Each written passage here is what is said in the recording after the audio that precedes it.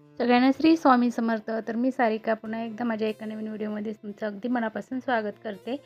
तर सकाळी सकाळी देवपूजा झालेली होती, कारण हा 15 ऑगस्टचा म्हणजेच कालचा व्हिडिओ आहे आणि सकाळी लवकर उठले होते, त्यामुळे म्हटलं चला देवपूजा करून घेऊया.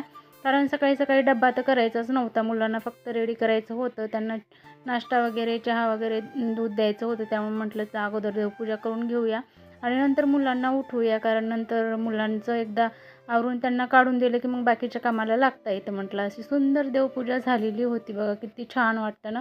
आणि सकाळी सकाळी एवढी छान देवपूजा केल्यावर तर अगदी मन प्रसन्न होतं.